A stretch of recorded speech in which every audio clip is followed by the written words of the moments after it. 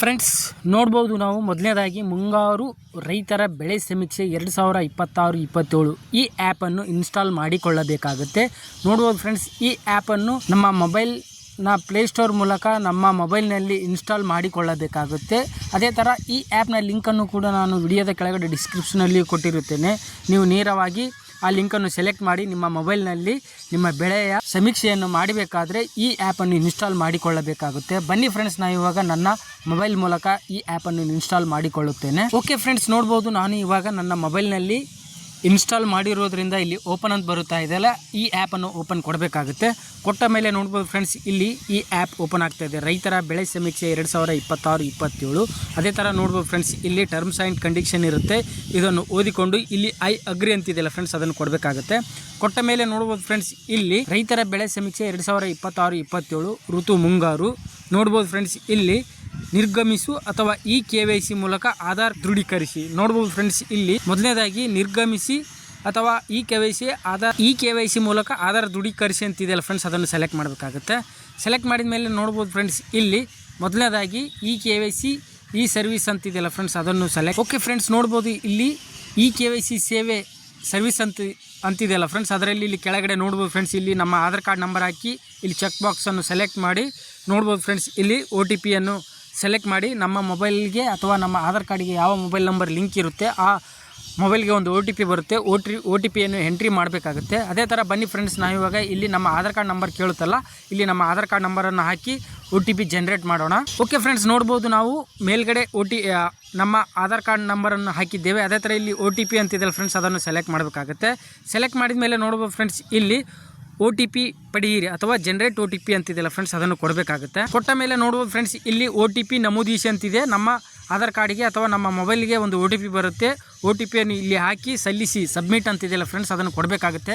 ಬನ್ನಿ ಫ್ರೆಂಡ್ಸ್, ನಾವಿವಾಗ ನಮ್ಮ OTPಯನ್ನು ಇಲ್ಲಿ ಹಾಕೋಣ. ಓಕೆ ಫ್ರೆಂಡ್ಸ್, ನೋಡ್ಬೋದು ಇವಾಗ ನಾನು ನನ್ನ OTPಯನ್ನು ಹಾಕಿದ್ದೇನೆ. ಇಲ್ಲಿ ಕೆಳಗಡೆ ಸಬ್ಮಿಟ್ ಅಂತಿದೆಯಲ್ಲ ಫ್ರೆಂಡ್ಸ್, ಅದನ್ನು ಕೊಡಬೇಕಾಗುತ್ತೆ.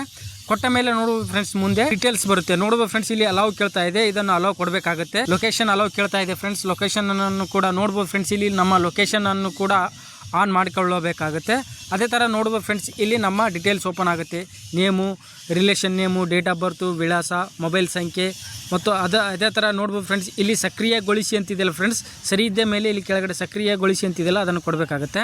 ಕೊಟ್ಟ ಮೇಲೆ ನೋಡ್ಬೋದು ಫ್ರೆಂಡ್ಸ್, ಇಲ್ಲಿ ನಮ್ಮ ಮೊಬೈಲ್ ನಂಬರ್ ಹಾಕಬೇಕಂತ ಹೇಳ್ತಾ ಇದೆ. ನಮ್ಮ ಮೊಬೈಲ್ ನಂಬರನ್ನು ಇಲ್ಲಿ ಎಂಟ್ರಿ ಮಾಡೋಣ. ಓಕೆ ಫ್ರೆಂಡ್ಸ್, ನೋಡ್ಬೋದು ಇಲ್ಲಿ ನಮ್ಮ ಮೊಬೈಲ್ ಸಂಖ್ಯೆಯನ್ನು ಕೇಳ್ತಾ ಇದೆ. ಇಲ್ಲಿ ನಮ್ಮ ಮೊಬೈಲ್ ಸಂಖ್ಯೆಯನ್ನು ಹಾಕಿ ಇಲ್ಲಿ ಕೆಳಗಡೆ ಸಕ್ರಿಯಗೊಳಿಸಿ ಅಂತಿದೆಯಲ್ಲ ಫ್ರೆಂಡ್ಸ್, ಅದನ್ನು ಕೊಡಬೇಕಾಗುತ್ತೆ. ಬನ್ನಿ ಫ್ರೆಂಡ್ಸ್, ನಾವು ಇವಾಗ ನಮ್ಮ ಮೊಬೈಲ್ ನಂಬರನ್ನು ಎಂಟ್ರಿ ಮಾಡೋಣ. ಓಕೆ ಫ್ರೆಂಡ್ಸ್, ನೋಡ್ಬೋದು ಇವಾಗ ನಾವು ನಮ್ಮ ಮೊಬೈಲ್ ನಂಬರನ್ನು ಹಾಕಿದ್ದೇವೆ. ಇಲ್ಲಿ ಕೆಳಗಡೆ ಸಕ್ರಿಯಗೊಳಿಸಿ ಅಂತಿದೆ ಫ್ರೆಂಡ್ಸ್, ನೋಡ್ಬೋದು ಇಲ್ಲಿ ಸಕ್ರಿಯಗೊಳಿಸಿ ಅಂತಿದೆಯಲ್ಲ, ಅದನ್ನು ಸೆಲೆಕ್ಟ್ ಮಾಡೋಣ. ಸೆಲೆಕ್ಟ್ ಮಾಡಿದ ಮೇಲೆ ನೋಡ್ಬೋದು ಫ್ರೆಂಡ್ಸ್, ಇಲ್ಲಿ OTPಯನ್ನು ನೋಂದಣಿ ಮಾಡಿದ ಮೊಬೈಲ್ ಸಂಖ್ಯೆಗೆ ಕಳಿಸಲಾಗಿದೆ. ನೋಡ್ಬೋದು ಫ್ರೆಂಡ್ಸ್, ಇಲ್ಲಿ OTP ಕಳಿಸಿದ್ದಾರೆ ಅಂತ ಹೇಳಿದೆ, ಅದನ್ನು ಸರಿ ಅಂತ ಕೊಡಬೇಕಾಗುತ್ತೆ. ಸರಿ ಅಂತ ಕೊಟ್ಟ ಮೇಲೆ ನೋಡ್ಬೋದು ಫ್ರೆಂಡ್ಸ್, ಇಲ್ಲಿ ಕೆಳಗಡೆ OTP ನಮೂದಿಸಿ ಅಂತ ಬಂದಿದೆ. OTP ಸಂಖ್ಯೆಯನ್ನು ನಮೂದಿಸಬೇಕಾಗುತ್ತೆ. ಅದೇ ಥರ ಬನ್ನಿ ಫ್ರೆಂಡ್ಸ್, ನಾವು ಇವಾಗ ನಮ್ಮ ಮೊಬೈಲ್ಗೆ OTP ಬರುತ್ತೆ. OTPಯನ್ನು ಇಲ್ಲಿ ಎಂಟ್ರಿ ಮಾಡಿ ಕೆಳಗಡೆ ಸಲ್ಲಿಸಿ ಅಂತಿದೆಯಲ್ಲ ಫ್ರೆಂಡ್ಸ್, ಅದನ್ನು ಕೊಡೋಣ. ಓಕೆ ಫ್ರೆಂಡ್ಸ್, ನೋಡ್ಬೋದು ನಾವಿವಾಗ ನಮ್ಮ ಮೊಬೈಲ್ಗೆ ಬಂದಿರೋ OTPಯನ್ನು ಕೆಳಗಡೆ ಹಾಕಿ ಇಲ್ಲಿ ಸಲ್ಲಿಸಿ ಅಂತಿದೆಯಲ್ಲ ಫ್ರೆಂಡ್ಸ್, ಅದನ್ನು ಕೊಡಬೇಕಾಗುತ್ತೆ. ಕೊಟ್ಟ ಮೇಲೆ ನೋಡ್ಬೋದು ಫ್ರೆಂಡ್ಸ್, ಇಲ್ಲಿ ನಮ್ಮ ಈ KYC ಮೂಲಕ GIS ಮ್ಯಾಪ್ ಡೌನ್ಲೋಡ್ ಆಗ್ತಾ ಇದೆ ಮತ್ತು ನಮ್ಮ ಸರ್ವೆ ನಂಬರ್ ಫೆಚ್ ಆಗ್ತಾ ಇದೆ ಮತ್ತು ನಮ್ಮ FID ಫೆಚ್ ಆಗ್ತಾ ಇದೆ.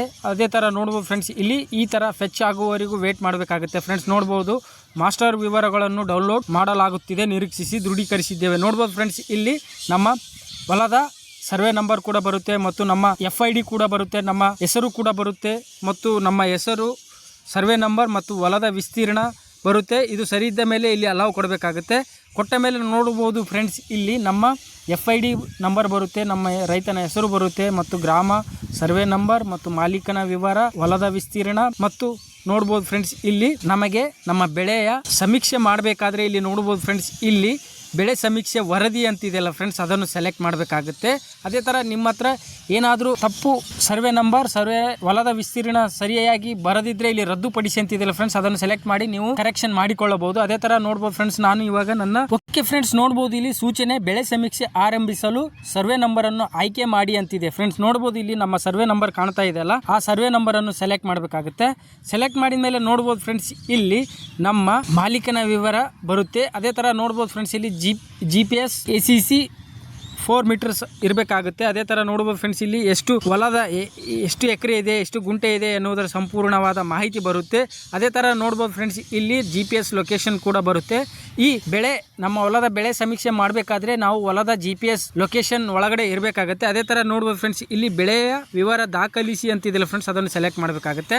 ಸೆಲೆಕ್ಟ್ ಮಾಡಿದ ಮೇಲೆ ನೋಡ್ಬೋದು ಫ್ರೆಂಡ್ಸ್, ಇಲ್ಲಿ ನೀವು ಸರ್ವೆ ನಂಬರ್ ಗಡಿ ರೇಖೆಯಿಂದ ಹೊರಗಿದ್ದೀರಿ, ಸಮೀಕ್ಷೆ ಮಾಡಲು ಹೊಲದ ಒಳಗೆ ಹೋಗಿ ಅಂತ ತೋರಿಸ್ತಾ ಇದೆ. ನೋಡ್ಬೋದು ಫ್ರೆಂಡ್ಸ್, ನಾವು ಹೊಲದ GPS ಲೊಕೇಶನ್ ಒಳಗಡೆ ಹೋಗಿ ನಾವು ಸರ್ವೆಯನ್ನು ಮಾಡೋಣ. ಫ್ರೆಂಡ್ಸ್, ನಾವು ನಮ್ಮ ಹೊಲದ GPS ಲೊಕೇಶನ್ ಒಳಗಡೆ ಬಂದಿದ್ದೇವೆ. ಅದೇ ಥರ ನೋಡ್ಬೋದು ಫ್ರೆಂಡ್ಸ್, ಇಲ್ಲಿ ಬೆಳೆ ವಿವರ ದಾಖಲಿಸಿ ಅಂತಿದೆಯಲ್ಲ ಫ್ರೆಂಡ್ಸ್, ಅದನ್ನು ಸೆಲೆಕ್ಟ್ ಮಾಡಬೇಕಾಗುತ್ತೆ.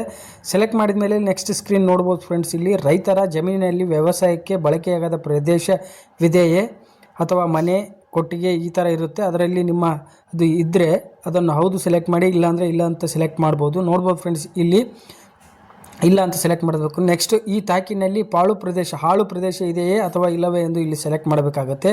ನಿಮ್ಮದು ಹೊಲದಲ್ಲಿ ಯಾವುದಾದ್ರೂ ಹಾಳು ಪ್ರದೇಶ ಇದ್ದರೆ ಇದೆ ಅಂತ ಸೆಲೆಕ್ಟ್ ಮಾಡ್ಬೋದು, ಇಲ್ಲಾಂದರೆ ಇಲ್ಲ ಅಂತ ಸೆಲೆಕ್ಟ್ ಮಾಡ್ಬೋದು. ಅದೇ ಥರ ನೋಡ್ಬೋದು ಫ್ರೆಂಡ್ಸ್, ಇಲ್ಲಿ ಈ ತಾಕಿನಲ್ಲಿ ಹಾಳು ಪ್ರದೇಶ ಇಲ್ಲ ಅಂತ ಸೆಲೆಕ್ಟ್ ಮಾಡಿದೆ. ಅದೇ ಥರ ನೋಡ್ಬೋದು ಫ್ರೆಂಡ್ಸ್, ಇಲ್ಲಿ ನೆಕ್ಸ್ಟು ನಮ್ಮ ಬೆಳೆಯ ಹೆಸರನ್ನು ಹಾಕಬೇಕಾಗುತ್ತೆ. ನಮ್ಮ ಹೊಲದಲ್ಲಿ ಯಾವ ಬೆಳೆಯನ್ನು ಹಾಕಿರುತ್ತೇವೋ ಆ ಬೆಳೆಯನ್ನು ಹಾಕಬೇಕಾಗುತ್ತೆ. ನೀರಾವರಿ ಮತ್ತು ನಾಲೆ ಸೆಲೆಕ್ಟ್ ಮಾಡಿ ಇಲ್ಲಿ ಮತ್ತು ಫೋಟೋವನ್ನು ಸೆಲೆಕ್ಟ್ ಮಾಡಬೇಕಾಗುತ್ತೆ. ನಮ್ಮ ಬೆಳೆಯ ಫೋಟೋವನ್ನು ಸೆಲೆಕ್ಟ್ ಮಾಡಿ 3 ಫೋಟೋ ಹಾಕಬೇಕಾಗುತ್ತೆ. ಫ್ರೆಂಡ್ಸ್, ನೋಡ್ಬೋದು ನಾವು ಇವಾಗ ಸೆರೆ ಹಿಡಿದಿರುವ ಛಾಯಾಚಿತ್ರ ನೋಡ್ಬೋದು ಫ್ರೆಂಡ್ಸ್, ಇಲ್ಲಿ ನಾನು ಛಾಯಾಚಿತ್ರ ಸೆರೆ ಹಿಡಿಯಲಾಗಿದೆ ಸರಿ ಅಂತ ಕೊಡಬೇಕಾಗುತ್ತೆ.